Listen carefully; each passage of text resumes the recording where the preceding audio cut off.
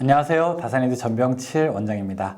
이번 시간에는 직류 전동기의 특징에 대해서 살펴보겠습니다.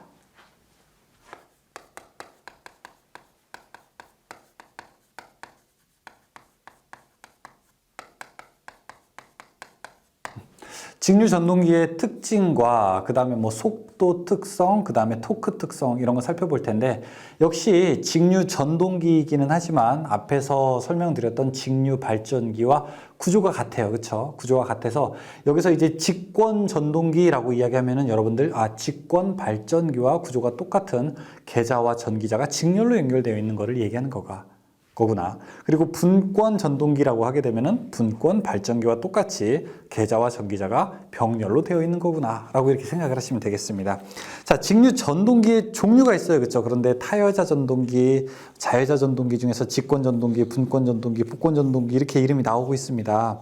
직권 전동기 맨 위에 있는데 전차, 권상기, 크레인 이런 곳에도 사용하고, 분권 전동기에서 선박의 펌프, 환기용 송풍기로 있는데, 최근에는 이 용도를 가지고 문제가 나오는 것이 조금 줄었습니다.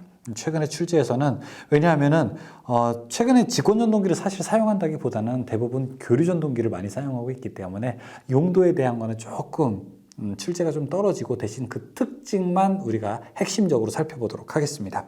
이번 전동기의 회전 원리를 한번 보도록 하죠. 전동기 회전 원리는 우발 좌전, 왼손의 법칙이죠. 그렇죠? 그래서 전류를 흘리고 그 다음에 자속이 있을 때 도체는 어느 방향으로 움직일 것인가 라고 하는 것을 우리가 플레밍의 왼손 법칙으로 알 수 있습니다. 쭉 한번 넘어가 보죠.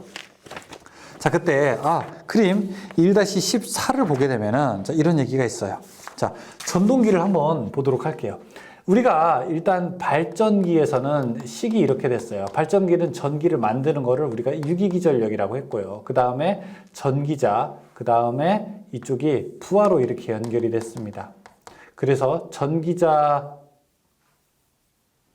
저항을 RA, 그리고 전기자의 흐른 전류를 IA라고 하게 되면은 부하, 단자전압을 V라고 했을 때 단자전압 V는 어떻게 계산했습니까?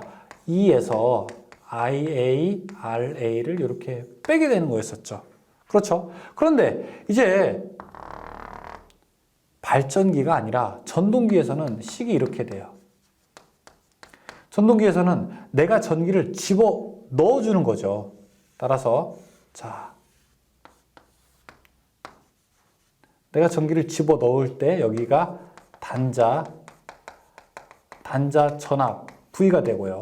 그 다음에 이거를 역기전력, 여기 전기를 소비하는 거니까 전기자에서, 그래서 이거를 E하고 C로 할게요. 역기전력이라고 해서 RA, 그 다음에 여기 흐른 전류를 IA라고 해보겠습니다. 그럼 역기전력은 어떻게 계산합니까? V, 단자전압에서 IA, RA 이렇게 계산할 수가 있죠. 그렇죠? 자, 그러면은 우리가 발전기식 E는 P자 파이 60A분의 N. 자, 이 식에서 60A분의 Pzet은 자속 그 상수 K라고 했으니까 K, 파이, N이라고 이렇게 놓을 수 있었죠. 그럼 이때 전동기의, 이거는 유기기전력식이었었고요. 우리가 그러면은 얼마나 빨리 돌릴 수 있을까? 이 회전수를 가지고 유도를 한번 해보겠습니다. 회전수 N은 어떻게 될까요? K, 5분의 2 이렇게 되지 않겠습니까? K는 어떤 상수니까 그냥 K는 지워도 되고, 자, K는 얼마가 될지 모르니까 그냥 K는 분모에든 놓든 분자에든 놓든, 분모에 놨을 때 만약에 10이면은 분자에 놓으면 0.1이 되는 거고요. K는 그냥 어떤 상수라고 하게 되고, 자속 5는 어떻게 되는 겁니까? V 대신에 V-IA, RA 이렇게 놓을 수 있죠. IA, RA. 자, 그러면은 이것이 바로 직류 전동기의 속도식이 되게 되는 겁니다. 자, 직류 전동기의 속도식은 지금 밑에 보시게 되면은 3, 속도 제어와도 관련이 있어요. 이게 무슨 얘기냐? 직류 전동기의 속도식은 그림과 여기 보시는 식과 같이 되고요. 우리가 직류 전동기의 속도를 바꾸는 방법은 세 가지가 있어요. 첫 번째, V를 바꾼다.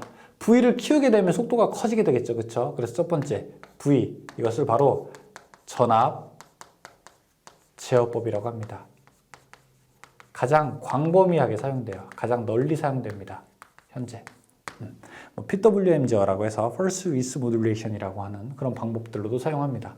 다음에 여기 자속 파이를 조절하는 방법도 있습니다. 이거를 우리가 계자 계좌 제어법이라고 합니다. 계좌 제어법은요, 자속을 크게 하게 되면은 속도가 떨어지는 대신에 토크가 커지고, 자속을 작게 하게 되면은 속도가 올라가는 대신에 토크가 작아져서 출력이 일정하게 되는 방법으로서 이걸 우리가 정출력 제어라고 합니다. 자, 그리고 RA를 바꾸는 방법도 있습니다. 자, 이걸 우리가 저항 제어법이라고 하게 되는데, 이거 저항 제어법은 효율이 낮아요. 그래서 잘 사용되지 않습니다. 현재는. 이러한 방법이 바로 속도 제어 방법이 되겠습니다. 전압 제어, 계좌 제어, 저항 제어가 있게 되는 거죠. 그런데 여기에서 계좌 제어 가지고 또 문제가 많이 나와요. 계좌 제어. 만약에 자, 분권 전동기를 한번 예를 들어 볼게요. 분권 전동기는 자, 여기 계좌가 있고, 그 다음에 여기에 전기자가 있고, RF, 여기서 자속 파이가 이렇게 발생하게 되는 거죠. 여기 흐른 전류가 I라고 하고요. IF라고 하게 되고, 여기 저항을 조절할 수 있다라고 한번 해볼게요. 그럼 만약에 여기에 있는 계좌의 저항을 증가시키면 어떻게 될까요? 계좌 저항을 증가하면 어떤 일이 벌어질까요? 잘 보세요. RF가 만약에 증가하게 되면요. RF가 증가하게 되면은, 그러면은 이 흐르는 전류는 작아지게 될 겁니다. 그쵸? IF는 어떻게 돼요? 감소하게 될 거예요. IF가 감소하게 되면요. 자속도 많이 발생을 하지 못하겠죠. 그래서 파이, 자속도 어떻게 됩니까? 감소하게 됩니다. 자속이 감소하게 되면요. 속도는 어떻게 돼요? 속도는 N은 증가하게 되죠. 자, 결론. 계좌 저항을 증가하게 되면은요, 속도는 어떻게 된다? 상승하게 된다. 그래서 문제를 세 가지로 물어볼 수 있어요. 계좌 저항을 증가하게 되면 속도가 어떻게 되는가? 증가한다. 계좌 전류를 감소하게 되면 속도는 어떻게 되는가? 증가한다. 자속을 감소하게 되면 속도는 어떻게 되는가? 증가한다. 답은 증가한다가 되는 겁니다. 아셨죠? 계좌 저항은 증가하게 되면 속도는 오히려 증가하게 되는 겁니다. 자, 이것이 계좌 저항에서 가장 많이 출제가 되는 문제가 되겠습니다. 다음에 네 번째, 제동. 전동기를 세우는 방법입니다. 그냥 전원을 뽑으면 되죠, 뭐. 맞아요. 전원을 뽑으면 제동하게 되지만 제동하는 방법이 직류 전동기에서는 다양한 방법들이 있습니다. 예를 들어 여러분, 우리가 자동차 같은 경우 한번 세우는 방법 볼까요? 자, 자동차를 세울 때는 자동차가 이렇게 있다고 해보겠습니다. 자동차는 이 바닥이 뭘까요? 이 바닥이 아스팔트죠. 그리고 자동차의 타이어는 주로 고무로 되어 있습니다. 고무랑 아스팔트는 이렇게 비비게 되면은 마찰력이 세죠. 꽤 세요. 그런데 여러분들이 만약에 전차라고 한번 해보죠. 전차는 뭐냐면은 기차의 밑에 바닥의 재료는 철이죠. 레일. 바퀴도 철이죠. 철과 철을 비비게 되면 마찰이 큽니까? 크지 않죠. 이 아스팔트와 고무의 약 마찰력이 30분의 1밖에 되지 않습니다. 그래서 자동차 같은 경우에는 디스크 방식, 이 고무를 정지시키게 되면 우리가 충분하게 세울 수 있는데 기차는 그렇게 세우지를 못하죠.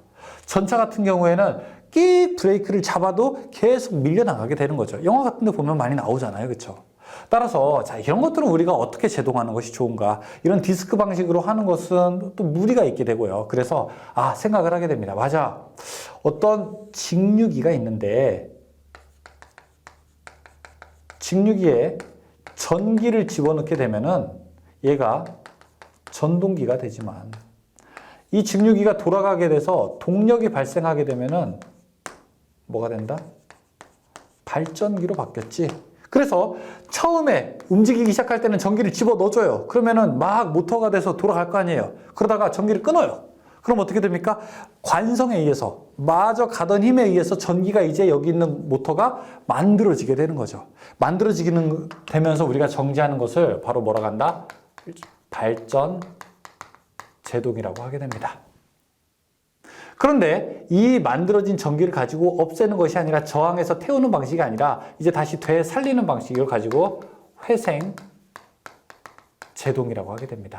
물론 여기 직류 전동기라고 되어 있는데 최근에 우리나라에서 사용하는 이런 지하철에서 사용하는 것들은 다 교류 전동기를 사용하고 있습니다. 그래서 조금 뭐 맞지는 않는데 그냥 우리가 얘기하는 거는 시험을 보기 위해서 하는 얘기입니다. 시험을 보기 위해서. 자, 또 하나 급속 정지를 시키고 싶다. 그럼 플러스 마이너스를 바꿔서 역으로 결선하자라고 하는 거를 역전제동 혹은 역상제동이라고 이렇게 이야기를 하게 됩니다. 발전제동보다 조금 더 진보한 형태가 바로 회생제동이 되겠죠. 그렇죠. 다음에 5번에 토크. 토크는 어떻게 계산하느냐? P, 전동기의 출력이라고 하는 것은요, 오메가 타우라고 해서 이 오메가는 각속도죠. 그죠? 속도고, 자, 이거 타우는 우리가 토크라고 이야기합니다.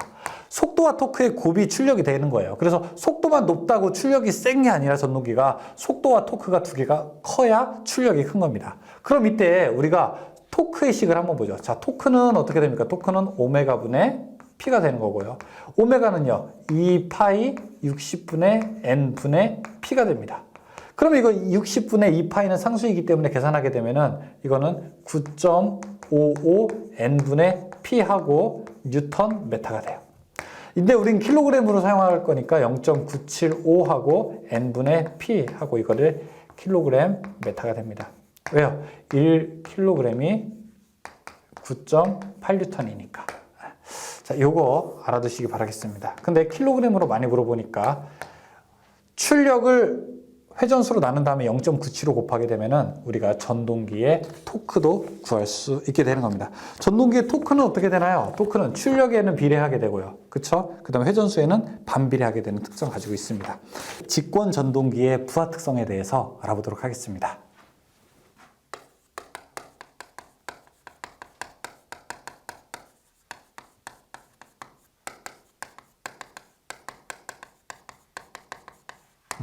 이 직권전동기라고 하게 되면 직권전동기는 계자와 전기자가 이렇게 직렬로 연결되어 있는 것이 바로 직권전동기죠.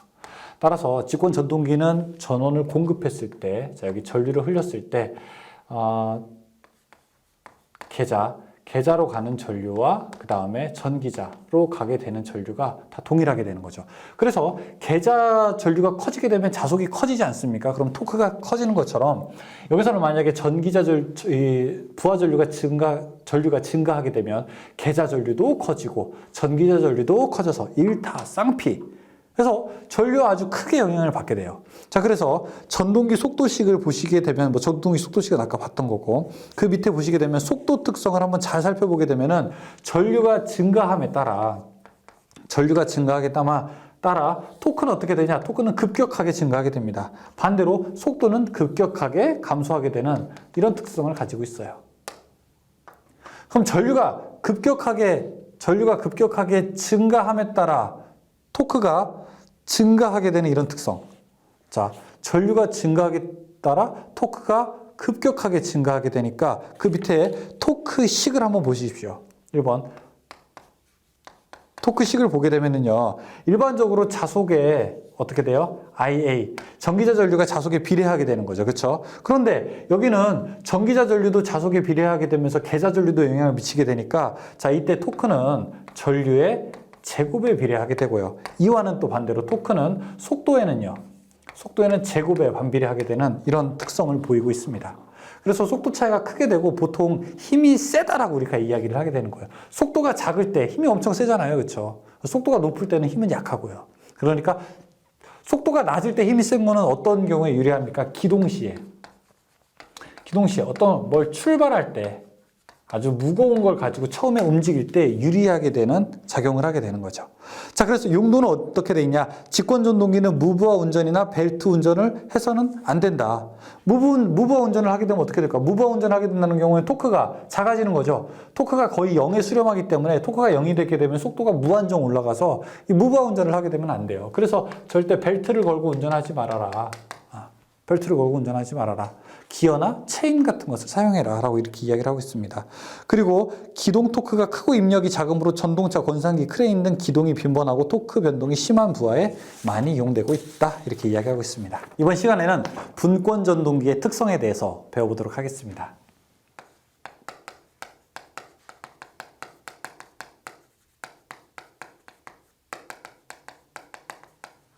이제 우리가 반을 향해서 가고 있기 때문에 진도의 반을 향해서 가고 있기 때문에 이 정도 오시게 되면은 공부를 지금 한 바퀴, 두 바퀴 정도 보신 분들은 내 실력을 한번 테스트하고 싶은 이런 욕구에 아마 들끓으실 겁니다. 그런데 최근에 CBT 문제 같은 경우에는 어떻게 돼 있죠? 문제가 공개가 안 되기 때문에 저희 다산에듀에서 복원한 CBT 최근 문제를 저희 다산에듀 홈페이지에 오셔서 구매하실 수가 있습니다. 구매하시면 저희가 이메일로 보내드리니까 그 문제를 한번 보시는 방법도 있고, 그 다음에 CBT를 처음 해보시는 분들도 있어요. CBT가 뭐냐면 컴퓨터로 시험 보는 겁니다. 예전에 종이에 OMR 카드라고 해가지고 컴퓨터용 사인펜으로 칠해가지고 답안지를 제출하는 게 아니에요. 지금은요. 여러분들 그냥 컴퓨터실 같은 곳에 가서 컴퓨터로 시험 보는 겁니다. 운전면허 시험처럼요. 자, 이 시험을 한번 테스트 해보고 싶다라고 하시는 분들은 다산에듀 홈페이지에 오시게 되면 저희가 산업인력공단 시스템과 똑같이 만들었습니다. 1년 이상 걸렸어요. 똑같이 만드는데 거기다 그리고 문제까지 다 집어넣어서 시험 산업인력공단과 똑같이 만들었으니까 CBT 모의고사를 한번 보시면은 이렇게 시험 보는 거구나 라고 하면서 익숙해져서 시험장에 가서 긴장하지 않을 수 있죠. 클릭을 어떻게 해야 되는지, 어떻게 답안을 제출해야 되는지, 이거 펜으로 하는 거 아닙니다. 컴퓨터로 시험 보는 겁니다. 꼭 기억하시고 다산에듀 홈페이지에 와서 보시기 바라겠습니다. 이 다시 다산 넷입니다. 포털에서 다산에듀라고 치시면 됩니다. 자, 이 분권 전동기의 특성을 다시 한번 살펴보시게 되면은 분권 전동기는 저 앞에서 직권 전동기는 가장 중요한 게 뭐라고 했어요. 자, 직권 전동기는 뭐 힘, 토크 이런 얘기만 했어요. 그쵸? 근데 분권 전동기는 무엇을 강조하고 있냐면요. 정속도. 왠지 신사 같아요. 모범생 같고 속도가 크게 변화하지 않는다는 그런 특징을 가지고 있습니다. 그래서 정속도 특성이라고 이야기하고요. 자, 그 다음에 토크는 다음과 같습니다. 토크는 전기자 전류에 비례하게 되고요. 그리고 토크는 회전수에 그냥 반비례하게 됩니다. 회전수에 반비례하게 되죠. 자, 속도 특성은 뭐 식은 똑같고요. 그래서 용도는 어떻게 되느냐? 정속도이기 때문에 선박에 펌프용, 환기용, 송풍기 뭐 이런 것들로 사용된다. 근데 아까 이 앞에 강의에서 제가 말씀드렸다시피 용도는 여러분 크게 중요하지 않아요. 용도는 자꾸 좀 바뀔 수가 있기 때문에 토크는 이런 정속도, 자, 이런 핵심 단어들. 그 다음에 토크는 속도에 반비례하게 된다. 이런 것들, 불변의 사실들만 여러분이 잘 기억해 두시면 좋겠습니다. 이번 시간에는 속도 변동률과 손실에 대해서 알아보도록 하겠습니다.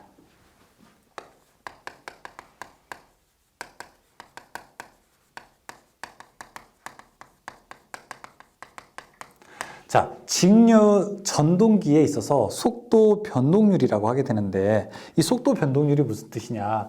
직류 전동기를 사용하게 되는데 이 직류 전동기를 사용할 때 부하가 많으면 많을수록, 그러니까 예를 들어 여러분들이 직류 뭐라고 할까요? 엘리베이터라고 할까요? 엘리베이터 모터라고 하게 되면 사람이 한 명 탔을 때, 두 명 탔을 때 이렇게 사람이 점점 많이 타게 되면은 그러면 전류가 더 많이 필요하게 되거든요. 전류가 더 많이 필요함에 따라서 속도의 변화를 어떻게 우리가 나타낼 수 있느냐?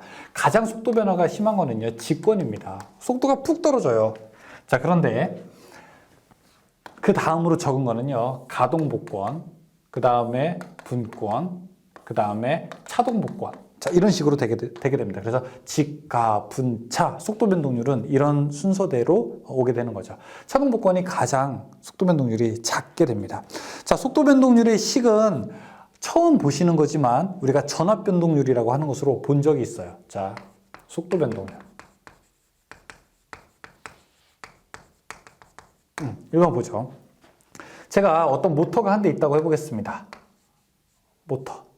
자, 이 모터에다가 한 10kg 정도의 무게를 이렇게 걸었다고 해볼게요. 또, 자, 어떤 모터가 똑같은 모터예요. 똑같은 모터인데, 자, 이때는 아무것도 안 걸었어요. 그냥 공회전 시켰다고 해보겠습니다. 여러분, 둘 중에 속도가 누가 더 빠를까요? 여러분들이 자동차를 운전하게 되는데 승객이 한 명도 안 탄 것과 승객이 한 10명 탄 것과 누가 더 속도가 빠를까요? 똑같이 한다면 당연히 이쪽이 더 속도가 빠르겠죠. 언제? 일반적으로 무부하일 때 더 빠르게 됩니다. 이거는 이제 우리가 정격이라고 하게 되고요. 그래서 일반적으로 무브화 속도가 전격 속도보다 더 빠르다라고 이렇게 이야기를 하고 있습니다. 이때 무브화 속도와 전격 속도와의 이 차이를 우리가 속도 변동률이라고 하게 되는데, 이 속도 변동률은 전압 변동률과 마찬가지로 전격분의 무브화 마이너스 전격 이렇게 계산을 하게 됩니다. 곱하기 100%가 되는 거죠. 그럼 전격분의 무브화 빼기 전격, 무정정 기억하신다고 했죠? 무정정. 이 속도 변동률이 더 작은 게 어떻다? 더 좋은 거다라고 이렇게 이야기를 할 수가 있어요. 다음에 직류기의 효율.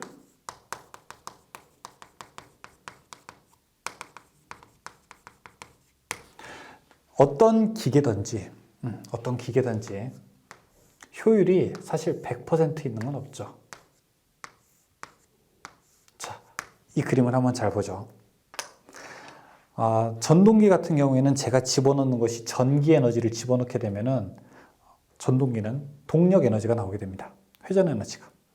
발전기는요, 회전 에너지를 집어넣게 되면은 전기 에너지가 나오게 되죠. 즉, 어떤 기계든지 입력을 집어넣게 되면은요, 출력이 발생하게 되는데, 그 출력이 그대로 나오는 게 아니라 일부가 손실이 발생을 할 수가 없죠. 피할 수가 없죠.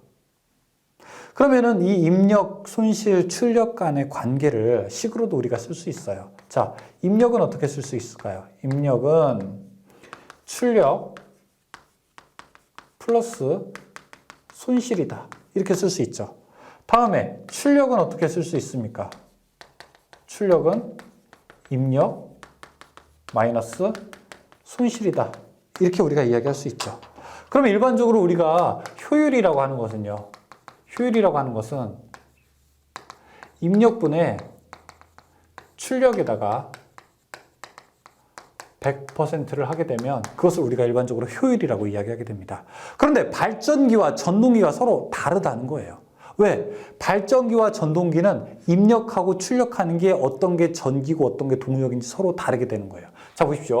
일반적으로 전동기의 경우는 보세요. 여러분, 전동기는 전기를 집어 넣는 겁니까? 전기를 빼는 겁니까? 전동기도 역시 입력분의 출력이라고 볼 수 있는데 전동기는 전기를 집어 넣는 거예요? 빼는 거예요? 집어 넣는 거죠. 그러니까 입력이라는 말을 2번 나오게 해야 됩니다. 이 식에서. 입력이라는 말을 2번 나오게 하려면 입력은 이미 나왔고 출력 대신에 뭘 쓸 수 있어요? 입력 마이너스 손실. 발전기는요. 발전기는 입력분의 출력인데 발전기는 전기를 집어 넣는 겁니까? 빼는 겁니까? 빼는 거죠. 그렇죠? 빼는 거니까 출력이라는 말이 2번 나오게 만들어야 돼요. 그럼 입력 대신에 출력 플러스 손실을 넣을 수 있죠.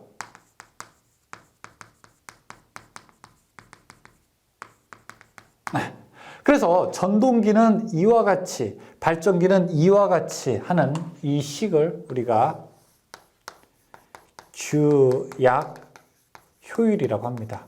이 위에는요, 실측 효율이라고 그래요. 실측 효율이라고 이야기하게 됩니다. 자, 그 얘기가 이제 교재에 있게 되는 거죠.